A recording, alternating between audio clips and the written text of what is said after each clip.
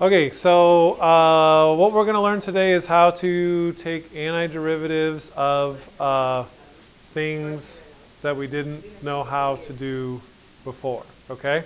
And the strategy that we're using here is we're using a problem-solving strategy called introducing something extra. Okay, what?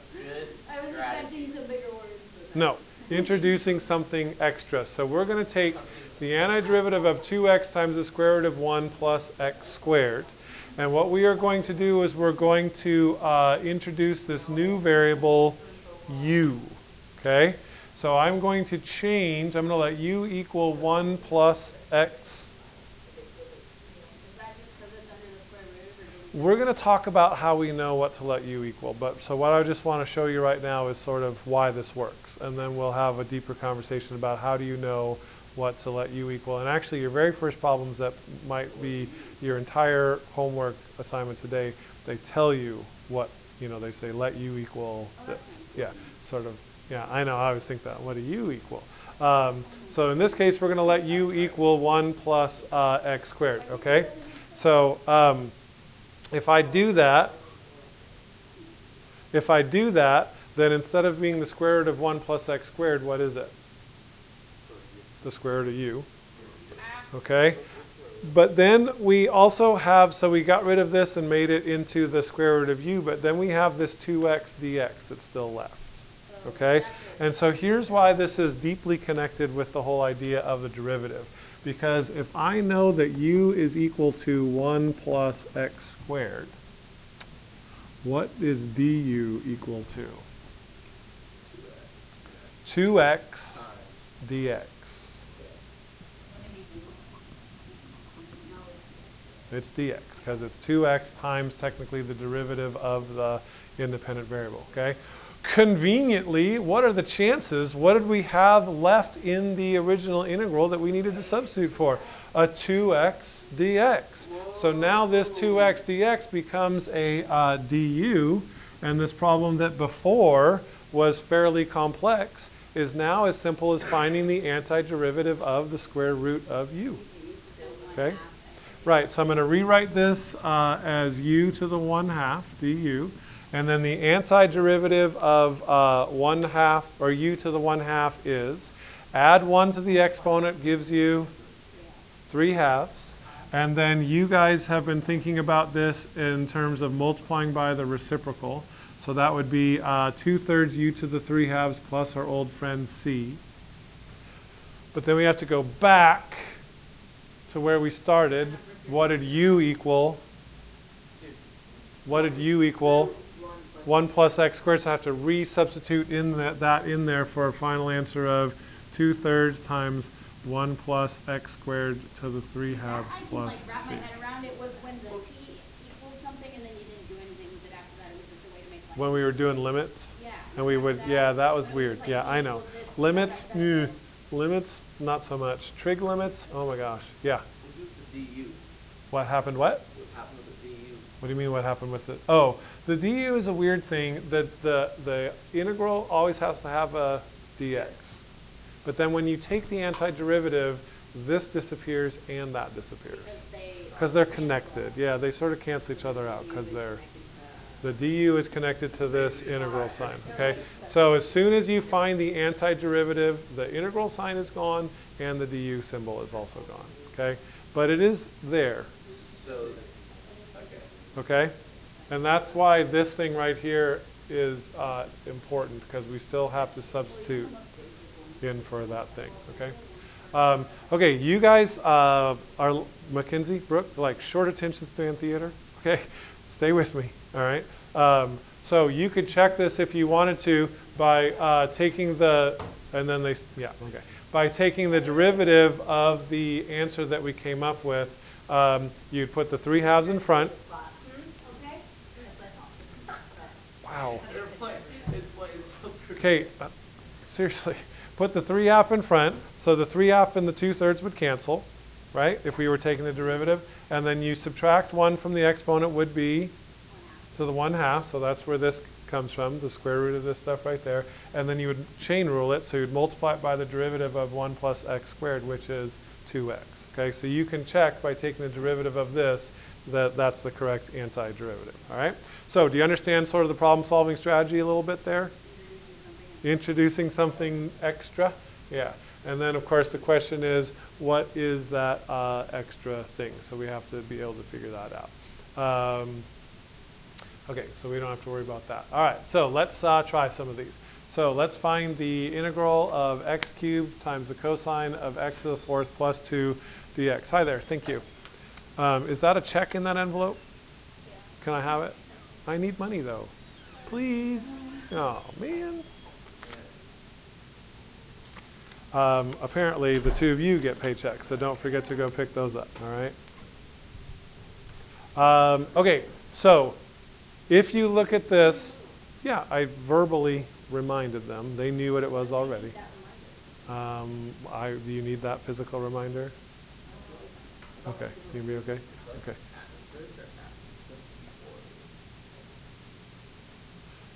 Okay, so we can't do this again because we have a lot of different stuff mixed up together. And so this is a clue that we're going to do a U substitution. The way that you find out what you want that variable to be is you're usually, get it, usual? Yeah, okay. Going to choose the thing that has the highest power because you're going to make a substitution by taking the derivative, and you need that derivative to match something that's left in the equation. So if I took the derivative, if I made u equal x cubed, if I took the derivative of that, I would end up with an x squared, and there's no x squared in the problem. You see what I'm saying? So that's not going to work out. But if I let u equal x to the fourth plus 2, then when I take the derivative, I get what? 4x cubed dx, and then I have an x cubed in there, so we're going to be able to make those match. Okay? So that's kind of a little bit of a hint for how you choose what you would like u to equal. We're taking the derivative. Yeah, it gets confusing because you're taking derivatives and antiderivatives in the same problem. Cats and dogs living together in harmony. It's just totally like a train wreck. Okay, so now let's do the substitutions, all right? And this is where things get a little bit tricky. Nothing. So we decided u equals x to the fourth plus 2. So that means this thing right here is going to become the cosine of u. All right? So that piece of the problem is taken care of. Okay? The other piece that I need to get is x cubed dx. Okay? Well, I have a 4x cubed dx. How can I change 4x cubed dx into plain old x cubed dx? No, because I'm taking the derivative of what I let u equal, not the derivative of what's left. Okay? I'm taking find the derivative of u. Yeah. I am done with this piece right here. I replaced it. I turned it into cosine of u. Okay? But I still need to figure out what x cubed dx equals because I need to change all of the x's into u's. So I know that 4x cubed dx is equal to du. I have to solve it for x cubed dx because that's what's left. Okay, so I'm going to divide both sides by 1/4. So that means that 1/4 du equals x cubed dx. Okay? And so that brings the 1/4 in front. And then I throw a du in there, right there. And now we have a very simple problem to solve. So talk to me about that. It's a little bit confusing, yeah. It doesn't disappear. It gets replaced by a 1/4 du. Okay? Because x cubed dx equals 1/4 du. They're the same thing. Okay? Because when I took the derivative, I got 4x cubed dx, but in the original problem, I only have x cubed dx.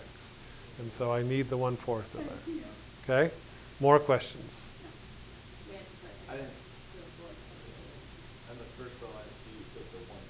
Okay, great. Because in the first problem, I didn't have to. Because when I took the derivative of u, it matched it was 2x dx, and that happened, coincidentally, to match exactly with what I had left. Okay? So they gave you an easy one to start with. But then for this one right here, it doesn't match, my derivative doesn't match exactly what I have left in the problem, so I have to manipulate this so that it does. Okay? Jake? So is it once worse because of 1 x cubed and then the 4 because you have 4? Right, because here I have 1x cubed, here I have 4x cubed, so I only want a fourth of that. Yeah. Okay? Great questions. Okay, oh yeah, for sure. All right, so let's finish the problem. Now, what's the antiderivative of cosine? Oh, you wish, but the derivative of cosine is negative sign, so the antiderivative of cosine is positive sign. Yeah, it's confusing. So that's going to be sine of u plus c, okay? And then my last step is always to substitute back into the problem what the substitution was that I made. So it's not going to be sine of u, bless you, it's the sine of x to the 4th plus 2 plus c. Yep, that's it. And again, if you wanted to, if this was some sort of important testing situation, you could take the derivative of this and see if it should match this. Yeah, absolutely. Absolutely. Okay, those are fun words. Do you want to read them? Nope. Okay. All right, let's try again. So this is very similar to the first one that we started with, but now there's not the 2x or whatever in front. So it won't be a du? There's always a du. So just like limits, you always want to check the first thing, can you just solve this like normally? Do you know the antiderivative of the square root of 2x plus 1? But unfortunately you don't, because there's going to be a chain rule involved and all that kind of stuff. So what do you think you would like u to equal? 2x plus 1. You feel like what? No, so far they're really easy, yeah. I mean, this last one here, there's a little bit of a choice because it could have been x cubed, or it could have been, or you could have done something random and made it like cosine. But yeah, this one, there's really only one thing for you to do. Okay, so once you decide on your substitution, then the next step is to take the derivative of your substitution, 2 dx. That's important because there's a dx in here, okay? And then now we're going to substitute and see if we need to manipulate anything as we go. So the 2x plus 1, that goes into here. So that's going to be the square root of u. Okay? So this part is taken care of. Now the only thing that I have left is this dx. So I need to figure out what dx equals. Yep, so it's going to be 1/2 du. So I'm going to put a 1/2 here and a du right there. Okay? So once you make that first substitution, then you kind of have to cross out what you did and then figure out a way to substitute for whatever is left. All right? Okay, now it's an easy antiderivative because it's u to the 1/2. So you add 1, which is 3/2, multiply by the reciprocal. So it's times 2/3 u to the 3/2 plus c.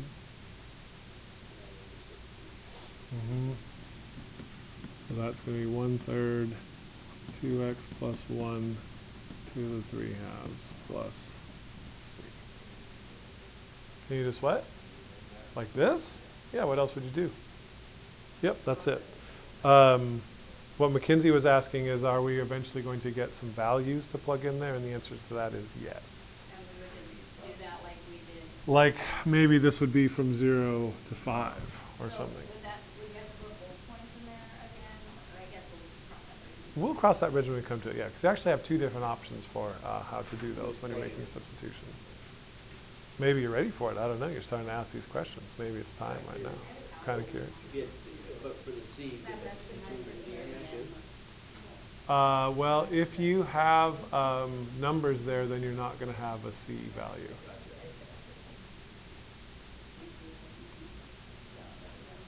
Okay, try this one on your own. Now we have to substitute first. Substitute first? Yeah. So once you want to divide by negative, it's x over the square root of u. Yes. Oh, yeah, yeah, When yeah. do you do that though? I do that, so the first thing that I do after I've taken the derivative is I substitute the stuff in there for the u. So I'm going to substitute this in there, so that gives me a square root of u on the bottom. Okay? Then I cross that out. And then that tells me whatever's left is what I need to solve this for.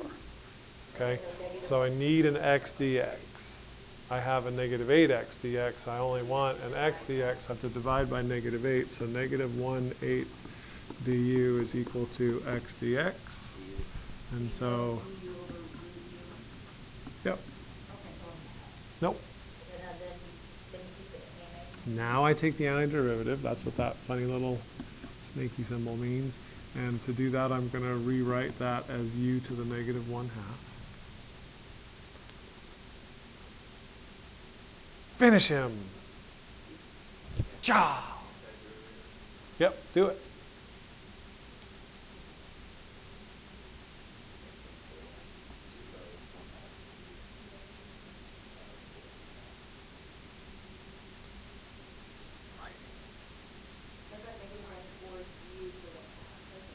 That's what I got too. Then you have to substitute back in there what u is, toss a c on the end. Still not writing.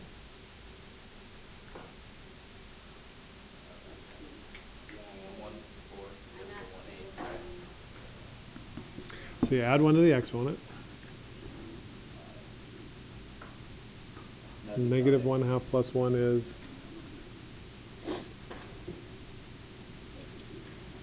what? 1/2. Okay. And then you multiply by the reciprocal of this, which is 2.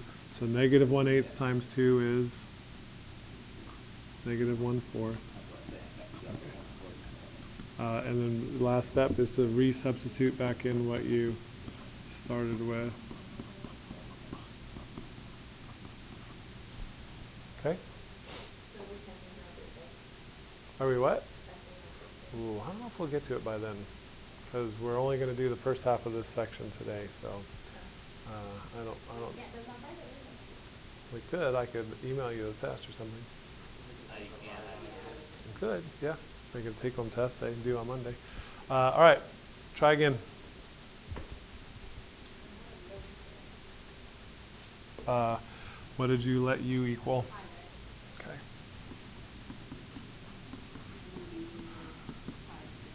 Awesome. So this is going to be replaced by u. Uh-huh. Yeah, right, because you only have a dx left, but when we did the substitution, we ended up with a 5 dx, so it's going to be 1/5 du equals dx. So I'll put a 1/5 there and a du there. Okay? And then the antiderivative of cosine is,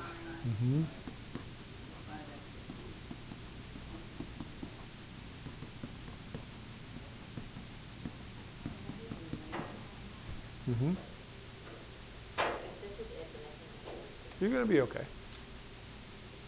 It's not it, obviously. Oh, of course, it always does, yeah. Oh, for today, yeah. We have one more example.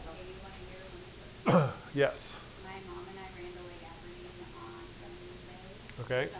Saturday. And we were running, and we get there, and we were able to let the dogs off, so there's nobody there. And so they're chasing these geese. Right, so the problem here is if you let u equal 1 plus x squared, if you take the derivative of that, you just get x. And that's not going to give you an x to the 5th. But if you let u equal x to the 5th, you take the derivative of that, you get 5x to the 4th, and then you want an x squared, and so what the heck is going on with that one? So there is a little bit of a trick in here, okay? So what we're going to do is we're going to let u equal 1 plus x squared.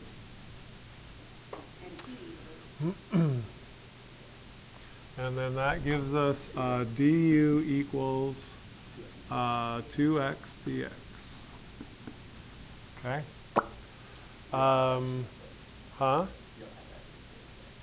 And I don't have an x to the 5th in there, no. So when I make the substitution, I have to kind of make a double substitution. I Okay, so I'm going to do the crossing out thingy. So you know that this is going to go in there, right? Yep. So that's going to be the square root of u. The problem is, like you said, I don't have an x to the fifth. Okay? Do you have to make that x to the fifth? I do kind of. What I'm going to do first, maybe to try to have you understand a little bit better why this works out, is I'm going to take this and rewrite it as 1/2 du equals x dx, right? Yes. Just put this with 1/2. I'm going to put the 1/2 in front. And then, good Lord, Jake. Okay, nothing. Oh my gosh. Come back, I'm in. Okay, and then if I substitute this 1/2 du for this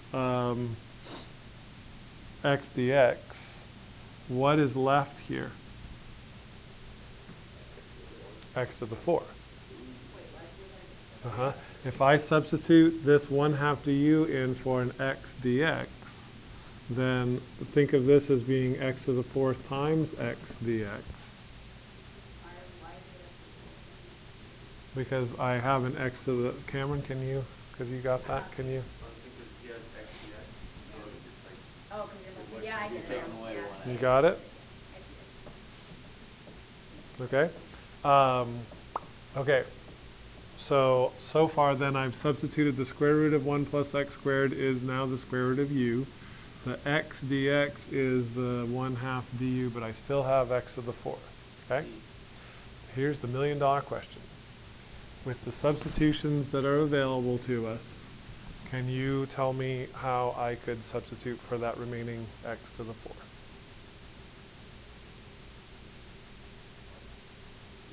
I know that u is equal to 1 plus x squared. I know du equals 2x times dx, and I know therefore that 1/2 du equals x dx. So with all of those things, I'm not doing any antiderivatives yet because I still have this x to the fourth that I have to deal with. How can I take one of these things and make it be x to the fourth? What am I going to do with the first one? What do I have to do first, though, before you guys are on the right track? Get rid of the 1. So if I know that u equals 1 plus x squared, then that tells me that x squared equals u minus 1. Okay? So how do I change that into squared? So that means that x to the fourth equals u minus 1 squared. So that's your substitution. So that's the rest of my substitution, is to make this u minus 1 squared like that. Okay? So we had to do kind of a double substitution there. So that was a little bit tricky. So now I'm going to take the antiderivative, but I need to do a little bit of algebra before I can do that. Not right. I'm going to FOIL this u minus 1 squared. So that's u squared minus 2u plus 1 du. Not yet. Yep, I can distribute the u to the 1/2. I know, this is a tricky deal. So u to the 1/2 times u squared is u to the 5/2 minus u to the 1/2 times 2u is 2u to the 3/2 plus u to the 1/2 times 1 is u to the 1/2. Okay, so now you can go through and go term by term. So if I add 1 to 5/2, I get 7/2. Multiply by the reciprocal, so that's 2/7 u to the 7/2. If I add 1 to here, I get u to the 5/2, but I have to multiply by the reciprocal, which is 2/5. So I already had a 2 there, so that's going to be 4/5 u to the 5/2. And if I add 1 to that, I get u to the 3/2, multiplied by the reciprocal 2/3, plus our old friend c. And then all of those need to be replaced with a 1 plus x squared. Should we distribute the 1/2 while we're at it? Or you want to just leave the... Leave it. Leave it? Okay, so it's up to you however you want to do that. I'm going to distribute it. So that's going to be 1/7 1 plus x squared to the 7/2 minus 2/5 1 plus x squared to the 5 halves plus 1/3 1 plus x squared to the 3 halves plus c. And I would not blame you if you were a little bit incredulous that the derivative of this actually equals this. But it does. It works out. No. You dare me. No. Is that it? That's it.